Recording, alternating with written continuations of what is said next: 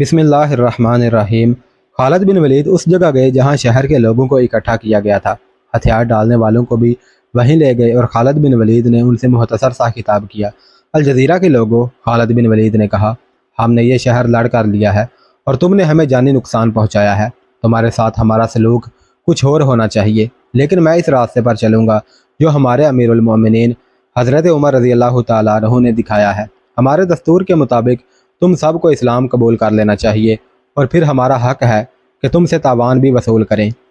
लेकिन बनु तगलब ने हथियार डाले थे तो हमारे अमीरुल मोमिनीन ने हुक्म भेजा था कि किसी को इस्लाम कबूल करने पर मजबूर ना किया जाए, इसके बजाय जिजिया वसूल किया जाए।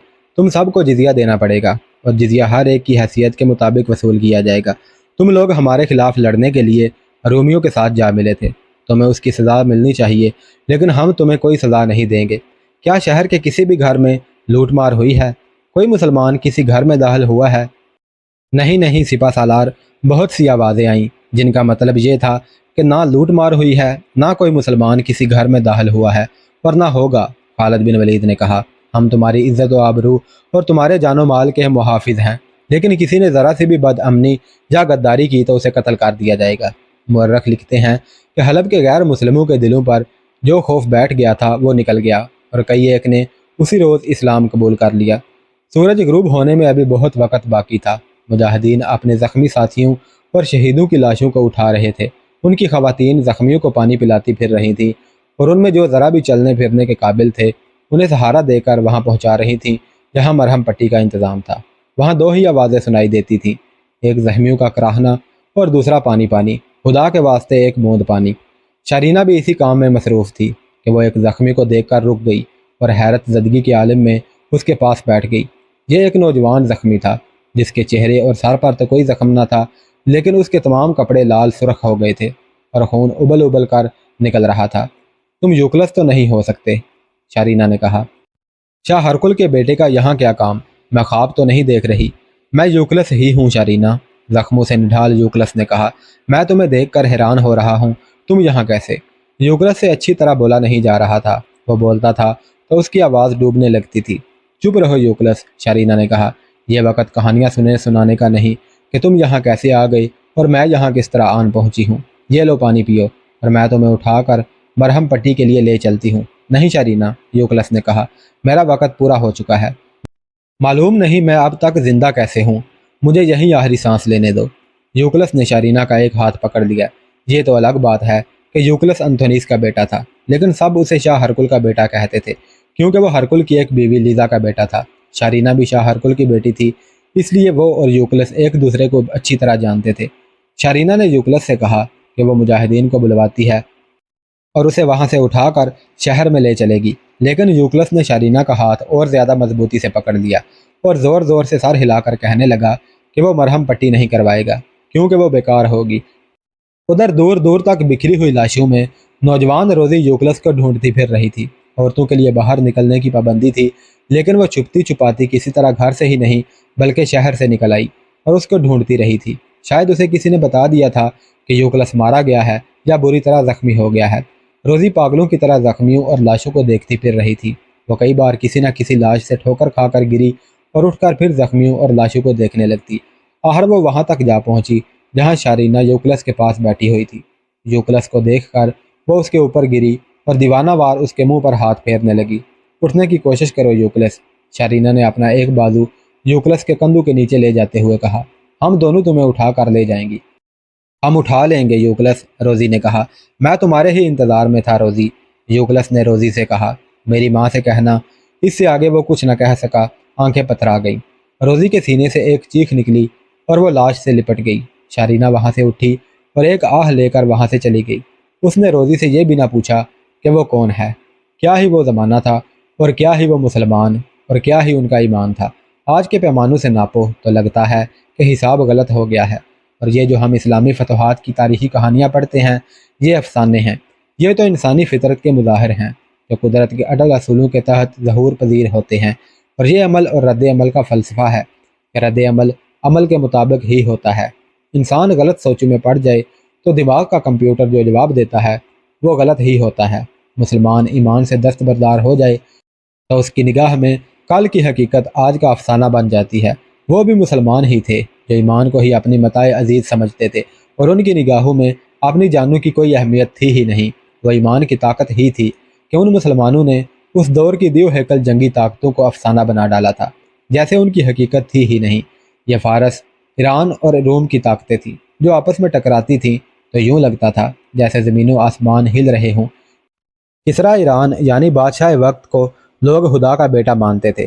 جنگی طاقت ہو اور قدموں میں دنیا کا خزانہ پڑا ہوا ہو تو انسان اپنے آپ کو فرعونوں کی طرح خدا بھی سمجھ لیتا ہے۔ کسرا تو اپنے آپ کو خدا کا بیٹا کہتے تھے۔ خدا کے اور خدا کے رسول صلی اللہ علیہ وسلم کے شیدائی جب پیغام حق لے کر نکلے تو خدا کا بیٹا یزدگر نعوذ باللہ اپنے دارالحکومت مدائن تمام تر خزانے سمیت مسلمانوں کے قدموں میں پھینک کر بھاگ گیا۔ یہ ایران کا آخری کسرا تھا۔ اس کی پوری سلطنت پر مسلمانوں کا قبضہ ہو گیا اور اس کے ساتھ ہی شہنشاہیت کا خاتمہ ہو گیا۔ ہم فتح مصر کی جو داستان سنا رہے ہیں اس کے ساتھ یزدگر کے فرار اور انجام کا کوئی تعلق تو نہیں، لیکن ضرورت محسوس ہوتی ہے کہ اسلام کی اصل روح پیش کرنے کے لیے یہ واقعہ مختصر بیان کر دیا جائے۔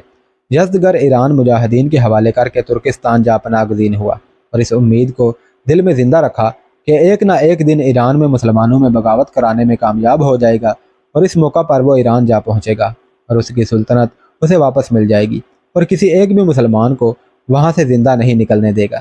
بس بعد اسے یہ موقع مل گیا۔ اس وقت حضرت عثمان بن عفان رضی اللہ تعالیٰ عنہ خلیفہ تھے۔ خراسان میں بغاوت ہو گئی۔ یزدگر نے اس موقع کو غنیمت جانا اور ترکستان سے مروف جا پہنچا۔ اس نے مختلف سرداروں سے رابطہ کیا اور بغاوت کی آگ پر تیل چھڑکنے کی بہت کوشش کی، لیکن مسلمانوں نے جلد ہی بغاوت پر قابو پا لیا۔ یزدگر نے کچھ لوگ اپنے گرد اکٹھے کر لیے تھے، وہ سب بھاگ نکلے۔ یزدگر مجبور ہو گیا کہ جہاں سے آیا تھا وہیں بھاگ جائے، لیکن اب اس کے لیے بھاگنا بھی آسان نہیں رہا تھا۔ اس کے اپنے ایرانی اہلکار مسلمانوں کے جاسوس نکلے۔ سپہ سالار نے حکم دیا کہ یزدگر کا سراغ لگائیں اور اسے گرفتار کر لیں۔ بھگوڑا سابق کسرا روپوش ہوتا پھر رہا تھا اور مجاہدین اس کے گرد گھیرا تنگ کر رہے تھے۔ آخر ایک روز وہ دریا کے کنارے ایک پن چکی کے کمرے میں جا چھپا۔ چکی والے نے نشاندہی کر دی اور اسے ڈھونڈنے والے وہاں جا پہنچے۔ وہ عرب کے مسلمان یعنی مجاہدین نہیں تھے بلکہ خراسان کے باشندے تھے۔ انہوں نے مسلمانوں کے سپہ سالار کا یہ حکم نظر انداز کر دیا کہ یزدگر کو گرفتار کر کے لایا جائے۔ اس کے بجائے انہوں نے یزدگر کو قتل کر کے لاش دریا میں پھینک دی۔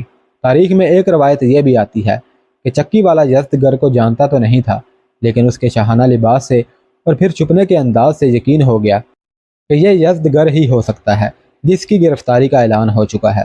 چکی والے نے اپنا کمرہ باہر سے بند کر دیا اور مرو کے حاکم کے پاس جا پہنچا۔ اسے بتایا کہ یزدگر اس کے ہاں چھپا ہوا ہے۔ مرو کے حاکم نے اپنے ایک سالار کو حکم دیا کہ یزدگر کا سر کاٹ کر اس کے پاس لایا جائے۔ چکی والا یہ حکم سن کر دوڑا گیا اور خود ہی یزدگر کا سر کاٹ ڈالا، اور جب سالار آیا تو اس کے حوالے کر دیا اور لاش دریا میں پھینک دی۔ تاریخ میں یہ اختلاف موجود ہے کہ یزدگر کو کس نے کس طرح قتل کیا، لیکن اس روایت پر تمام مورخ متفق ہیں کہ یزدگر کو چکی والے کمرے میں قتل کیا گیا اور اس کی لاش دریا میں پھینک دی گئی تھی۔ کسرا ایران کی آتش پرست سلطنت یوں تاریخ کے قبرستان میں دفن ہو گئی، اور دوسری طرف کیسر روم جو جنگی طاقت اور مال و دولت کے لحاظ سے یقیناً دیو ہیکل تھا، پناہ ڈھونڈ رہا تھا۔ اسے شام سے جس طرح بے دخل کیا گیا تھا وہ سنایا جا چکا ہے۔ حلب شام کا آخری قلعہ تھا، وہ بھی مجاہدین نے فتح کر لیا تو کیسر روم شاہ ہرکل کے ساتھ وہی بات بن گئی، نہ پائے رفتن نہ جائے مانندن۔ شام تو قلعوں کا ملک تھا اور بعض قلعے اس قدر مضبوط تھے کہ انہیں ناقابل تسخیر سمجھا جاتا تھا، لیکن کوئی بھی قلعہ ہرکل کو پناہ نہ دے سکا۔ اس کی فوج تو لڑتی اور پسپا ہوتی چلی جا رہی تھی، اور جب آدھا شام مجاہدین نے فتح کر لیا تو ہرکل نے اپنی فوج کو مجاہدین کے رحم و کرم پر چھوڑ کر راہ فرار اختیار کر لی۔ اسے یہ خطرہ صاف نظر آنے لگا تھا کہ وہ گرفتار ہو جائے گا۔ وہ گرفتاری سے بچنے کے لیے بھاگا بھاگا پھر رہا تھا۔ آخر اسے انطاکیہ ایک محفوظ مقام نظر آیا اور وہاں جا پناہ لی، لیکن سپہ سالار ابو عبیدہ وہاں بھی جا پہنچے اور ہرکل کی محصور فوج بھاگ نکلی۔ ہرکل وہاں سے بھی زندہ و سلامت نکل گیا۔ اسے روحا کا مقام نظر آیا، یہاں کا قلعہ خاصا مضبوط تھا، لیکن مجاہدین اسلام وہاں بھی جا گرجے اور ہرکل نکل بھاگا۔ حلب ایک آخری شامی قلعہ بند شہر رہ گیا تھا، مجاہدین نے وہ بھی لے لیا، لیکن ہرکل حلب سے دور تھا اور اس نے اور دور بھاگ جانا بہتر سمجھا۔ اس نے قسطنطنیہ جا دم لیا۔ قارئین کرام کی معلومات کے لیے یہ بتانا ضروری معلوم ہوتا ہے کہ قسطنطنیہ ترکی کا ایک شہر تھا اور ہرکل کے زمانے میں ترکی پر رومیوں کی حکومت تھی۔ قسطنطنیہ کا ایک نام بازنطیہ تھا۔ یہ نام اس وقت رکھا گیا تھا جب وہاں بازنطینی حکومت تھی۔ ہرقل کے ایک بیٹے کا ذکر اس داستان میں آیا ہے جس کا نام قسطنطین تھا۔ اس بیٹے کے ساتھ ہرقل کو اتنا پیار تھا کہ اس نے بازنطیہ کا نام تبدیل کر کے قسطنطنیہ رکھ دیا تھا۔ موجودہ صدی میں پہلی جنگ عظیم کے بعد اتا ترک مصطفیٰ کمال پاشا کی حکومت بنی تو قسطنطنیہ کا نام بدل کر استنبول رکھ دیا گیا۔ آج یہ استنبول ترکی کا ایک بڑا شہر ہے۔ نقشے پر انطاکیہ دیکھیں اور پھر استنبول دیکھیں۔ ہرقل انطاکیہ سے بھاگ کر استنبول پہنچا، فاصلہ تقریباً 900 کلومیٹر ہے۔ اس وقت کی دوسری بڑی جنگی طاقت جسے ہم نے دیو ہیکل کہا ہے، شام سے ہمیشہ کے لیے نکل بھاگی۔ پہلے سنایا جا چکا ہے کہ ہرقل نے مصر سے جو کمک اپنے بیٹے قسطنطین کی زیر قیادت منگوائی تھی وہ آدھی کے قریب کٹ مری اور باقی واپس مصر کو بھاگ گئی تھی۔ جہاں ایک اور وضاحت ضروری معلوم ہوتی ہے۔ پہلے ذکر آیا ہے کہ ہرقل نے بازنطیہ خالی کر دینے کا حکم دیا تھا اور خود پہلے ہی نکل گیا تھا، لیکن تاریخ کے اگلے باب حتم و یقین کے ساتھ اس غلط فہمی کی تصحیح کرتے ہیں کہ اس نے بازنطیہ استنبول جا اپنا لی تھی اور انطاکیہ اور حلب کے فوجیوں اور شہریوں کو کہا تھا کہ وہ ان شہروں سے نکل جائیں اور اپنی حفاظت، اپنے مسائل و امور کے ذمہ دار وہ خود ہیں۔ ہرقل خوش قسمت تھا کہ مجاہدین اس کے تعاقب میں نہ چلے گئے۔ وہ فتح پر فتح حاصل کرتے جا رہے تھے اور اسی جوش و خروش میں شام کی سرحد سے آگے نکل جانے کا بھی عزم کیے ہوئے تھے۔ لیکن امیر المؤمنین حضرت عمر رضی اللہ تعالیٰ عنہ کو یہ خوشخبری سنائی گئی کہ شام کا آخری قلعہ بھی فتح کر لیا گیا ہے اور رومی شام سے نکل گئے ہیں، تو امیر المؤمنین نے پہلا حکم یہ دیا کہ مزید پیش قدمی نہ کی جائے اور جو علاقے فتح کر لیے گئے ہیں ان کے انتظامات اور ان کا دفاع مستحکم کیا جائے۔ ایسا ہو یا ایسی ہدایت دینے کی ضرورت نہیں تھی کہ مفتوحہ آبادیوں کے لوگوں کے ساتھ اچھا سلوک کیا جائے اور کسی کو پریشان نہ کیا جائے۔ یہ تو مسلمانوں کا کردار تھا کہ وہ مفتوحہ بستیوں کے لوگوں کو مفتوح نہیں سمجھتے تھے، بلکہ ان لوگوں کو اپنی پناہ میں لے لیتے اور ان کی تمام ضروریات اپنے ذمے لے لیا کرتے تھے۔ پیش قدمی روک دینے کا فیصلہ دانش مندانہ تھا اور یہ حضرت عمر رضی اللہ تعالیٰ عنہ کی جنگی فہم و فراست کا کرشمہ تھا۔ یہ تو انہیں معلوم تھا کہ مجاہدین فتح کی مسرتوں سے سرشار ہیں، ان میں جذبہ جہاد بھی اور شوق شہادت بھی ہے، لیکن انہیں یہ بھی احساس تھا کہ وہ آخر گوشت پوست کے انسان ہیں، لوہے کے بنے ہوئے نہیں۔ کہیں ایسا نہ ہو کہ جسم جواب دے جائیں اور شام سے بھاگ جانے والا رومی کہیں قدم جما کر پلٹ آئے اور شکست کو فتح میں بدل دے۔ مجاہدین کی خوشیوں کا تو کوئی ٹھکانہ ہی نہ تھا۔ اندازہ کیا جا سکتا ہے کہ مجاہدین نے کس طرح خوشیاں منائی ہوں گی۔ سالاروں نے شکرانے کے نوافل باجماعت پڑھائے ہوں گے۔ سپہ سالار ابو عبیدہ کو حلب کی فتح کی اطلاع ملی تو وہ ہند سے فوراً وہاں پہنچے۔ تاریخ سے یہ تو پتہ نہیں چلتا کہ سپہ سالار ابو عبیدہ نے کون سی نماز کی امامت کی تھی۔ یہ واضح طور پر معلوم ہوتا ہے کہ انہوں نے نماز باجماعت پڑھائی اور اس کے بعد مجاہدین سے خطاب کیا۔ ان کا یہ مختصر سا خطاب تاریخ کے دامن میں لفظ بہ لفظ موجود ہے۔ انہوں نے شام کی فتح کی مبارکباد کے بعد کہا، اللہ نے قرآن میں جس مدد کا وعدہ فرمایا ہے، اس مدد کے صدقے ہم نے اپنا یہ فرض ادا کر دیا ہے کہ باطل کی ایک اور طاقت کو کچل کر اسلامی سلطنت کی سرحد اور وسیع کر دی ہے۔ اسلامی سلطنت کی کوئی سرحد نہیں ہوتی۔ ہم اپنی بادشاہی نہیں بلکہ اللہ کی حکمرانی قائم کرنے کے لیے گھروں سے نکلے ہیں۔ یہ ساری زمین اللہ کی ہے، روئے زمین پر صرف اللہ کا حکم چلے گا۔ شہیدوں نے اللہ کی راہ میں اس کی خوشنودی کی خاطر جانیں قربان کی ہیں۔ شہیدوں کو تو اللہ نے اپنے ہاں پناہ دے دی ہے۔ قربانی ان کی دیکھیں جو بازو یا ٹانگ یا بینائی سے محروم ہو گئے ہیں اور زندہ ہیں اور باقی عمر معذوری میں گزاریں گے، لیکن وہ کسی کے محتاج نہیں رہیں گے۔ اللہ نے ان کے بال بچوں کا اور ان کے بوڑھے ماں باپ کا رزق اپنے ذمے لے رکھا ہے۔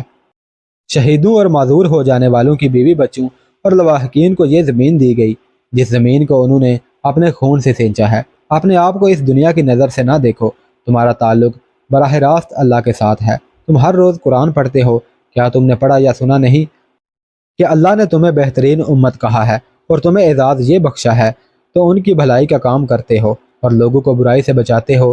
اس سے بڑی بھلائی اور کیا ہوگی کہ لوگوں کو ظالم بادشاہوں سے نجات دلائی جائے اور انہیں باطل کی زنجیروں سے آزاد کر کے سیدھے راستے پر ڈالا جائے۔ اپنے آپ کو بے یار و مددگار نہ سمجھنا، اللہ تمہارے ساتھ ہے۔ ہم اس داستان کو کچھ دن پیچھے اس مقام پر لے جاتے ہیں جب حلب فتح ہو گیا تھا۔ مجاہدین شہر میں داخل ہوئے تھے اور داخل ہو رہے تھے۔ شہر کے ارد گرد قبائلی عیسائیوں کی لاشیں دور دور تک بکھری ہوئی تھی۔ شہر کی عورتیں اور ان کے بچے شہر سے نکل گئے تھے اور اپنے عزیزوں کی لاشیں ڈھونڈ رہے تھے۔ ان کی آہو بقا سے دل دہل رہے تھے۔ ایک عورت بڑی ہی بلند چیخ نما آواز میں کہتی پھر رہی تھی کہ ہمارے آدمیوں نے آخر کس کی لڑائی لڑی ہے اور کس کی خاطر کٹ مرے ہیں۔ دونوں رومی جرنیلوں نے ہمارے آدمیوں کو گمراہ کیا تھا۔ یہ بھی ایک عورت کی آواز تھی جو کئی عورتوں کی آواز بن گئی۔ ایک بڑی خوبصورت رومن آئی تھی۔ ایک اور آواز سنائی دی، وہ عورتوں کو بھی لڑانے کے لیے تیار کر رہی تھی۔ وہ ہے کہاں؟ کسی عورت نے پوچھا۔ زندہ نظر آ جائے تو اسے بھی اسی طرح کاٹ دو جس طرح ہمارے آدمی کٹ گئے ہیں۔ یہ ایک اور عورت کی جلی کٹی آواز تھی۔ یہ رونا اب عورتوں کے لیے ہی تھا جن کے آدمی مارے گئے یا اتنے زخمی ہو گئے تھے کہ ان کے زندہ رہنے کی امید کچھ زیادہ نہیں تھی۔ بچے گلیوں میں روتے پھر رہے تھے۔ عورتیں ہرکل کی بیوی لیزا کو کوس رہی تھی۔ اسے عورتیں انتونیس کی بیوی سمجھتی رہی تھی۔ لیزا کو اس لڑائی کے ساتھ ذرا بھی دلچسپی نہیں تھی۔ یہ پہلے تفصیل سے بیان ہو چکا ہے کہ اس نے اپنے خامند شاہ ہرکل کو دھوکہ دے کر رومی فوج کے جرنیل انتونیس کے ساتھ قابل اعتراض مراسم قائم کر لیے تھے اور اس کا ایک بیٹا پیدا کیا تھا جس کا نام یوکلس تھا۔ حلب میں آ کر لیزا نے انتونیس سے بے وفائی کی اور روم کے فوجی افسر روتاس کے ساتھ ویسے ہی نازیبا تعلقات قائم کر لیے تھے، اور اس گناہ کی سزا اسے یوں ملی کہ ان دونوں نے تلواروں کے جو وار ایک دوسرے پر کیے تھے وہ لیزا پر پڑے اور دونوں کی تلوار اس کے جسم کے آر پار ہو گئی۔ لیزا یہی کچھ تھی اور یہی اس کا کردار تھا، لیکن عیسائی قبیلوں کی عورتیں اس کے پاس آ جاتی تو وہ انہیں مسلمانوں کے خلاف بھڑکاتی اور کہتی تھی کہ اپنے آدمیوں کو مسلمانوں کے خلاف لڑنے کے لیے تیار کریں اور خود بھی تیار ہو جائیں۔ لڑائی کا جو نتیجہ نکلا وہ ان عورتوں نے دیکھ لیا، اور اب وہ اپنے آدمیوں کا ماتب کر رہی تھی۔ انہیں اب محسوس ہونے لگا کہ ان کے آدمیوں نے ایک بے مقصد لڑائی لڑی اور وہ جان رہے ہیں۔ اسے وہ دھوکہ کہہ رہی تھی جو انہیں لیزا نے دیا تھا۔ کسی نے بتایا ہے اس کا جرنیل خامد مارا گیا ہے۔ ایک عورت ہر کسی کو بلند آواز سے بتاتی پھر رہی تھی۔ دوسرا رومی جرنیل بھی سنا ہے مارا گیا ہے، اس کے بیٹے کا کچھ پتہ نہیں۔ انتونیس کی بیوی کو ڈھونڈو، کہاں ہے؟ ایک مومر عورت نے کہا، مل جائے تو اسے خنجروں سے چھلنی کر دو۔ عورتیں شہر میں ایک جگہ اکٹھا ہو گئی تھی۔ کسی نے انہیں بتایا کہ لیزا اسی مکان میں مری پڑی ہے جس میں رومی فوج کا دوسرا جرنیل یعنی روتاس رہتا تھا۔ یہ سب عورتیں اس طرف دوڑ پڑیں۔ مکان کا دروازہ کھلا تھا۔ اندر جا کر سب نے دیکھا کہ صحن میں لیزا خون میں نہائی پڑی تھی۔ عورتوں نے اپنے اپنے الفاظ اور انداز میں نفرت اور حقارت کا اظہار کیا۔ کسی نے کہا کہ اس کی لاش گھسیٹ کر باہر پھینک دو۔ ایک بولی کہ لاش یہیں پڑی رہنے دو اور مکان بند کر دو، اسے یہیں کیڑے مکوڑے کھا جائیں گے۔ زخمیوں کو اٹھا اٹھا کر شہر کے اندر لایا جا رہا تھا۔ ان کے لیے فوجی بارکیں موجود تھیں اور کچھ لوگ اپنے زخمی عزیزوں کو اپنے گھروں کو لے جا رہے تھے۔ دوست اور دشمن کی تمیز ختم ہو گئی تھی۔ زخمی عیسائی تھا یا مسلمان، مسلمانوں نے مرہم پٹی کی ذمہ داری اپنے ہاتھ میں لے لی تھی۔ مجاہدین کی عورتیں اسی کام میں مصروف تھیں۔ شارینہ بھی یہی کام کرتی پھر رہی تھی۔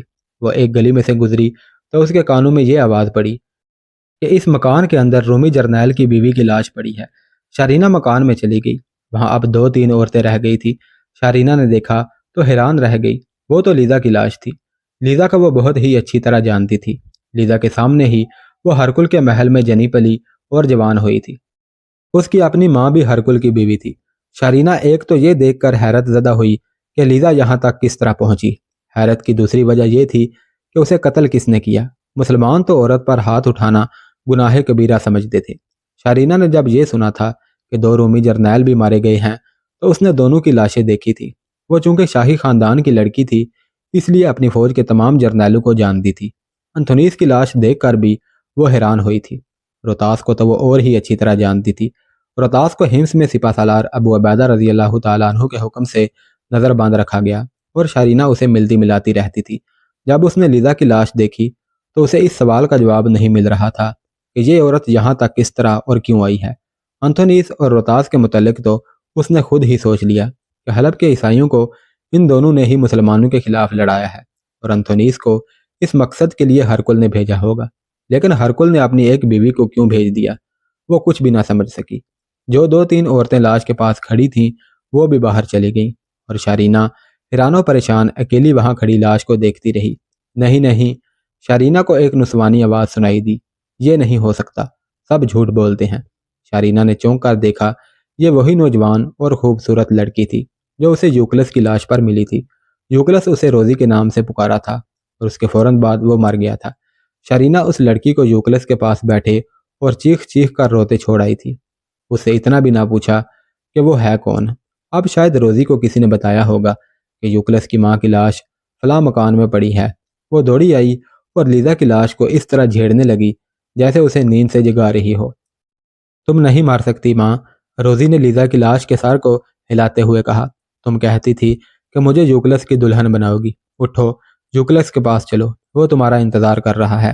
شرینہ کی آنکھوں میں آنسو آ گئے۔ وہ جان گئی کہ یہ لڑکی یوکلس کی محبت کا صدمہ برداشت نہیں کر سکی اور اس کا دماغی توازن ٹھیک نہیں رہا۔ شرینہ نے اس کے کندھوں پر ہاتھ رکھ کر اٹھایا۔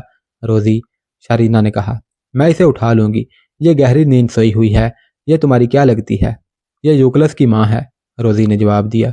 یہ میری کچھ بھی نہیں لگتی، لیکن میرا سب کچھ یہی ہے۔ مجھے یوکلس کے ساتھ دیکھ کر یہ بہت خوش ہوتی ہے۔ اس نے کہا تھا کہ میں اپنے بیٹے کے لیے تم جیسی ہی دلہن کی تلاش میں تھی۔ شرینہ کو اس لڑکی پر ترس آنے لگا اور وہ سوچنے لگی کہ اسے کس طرح حقیقت میں لائے، یہ قبول کر لے کہ یوکلس بھی مر چکا ہے اور یوکلس کی ماں بھی مر گئی ہے اور یہ دونوں اب کبھی اس دنیا میں واپس نہیں آئیں گے۔ لیکن روزی تصوراتی دنیا میں کھو گئی تھی۔ شرینہ اس کے ساتھ باتیں کرتی رہی، لیکن یہ نہ کہا کہ یہ عورت جو صحن میں پڑی ہے زندہ نہیں۔ اتنے میں ایک اور عورت اس مکان میں آ گئی اور اس لڑکی کو اپنے بازوؤں میں لے لیا۔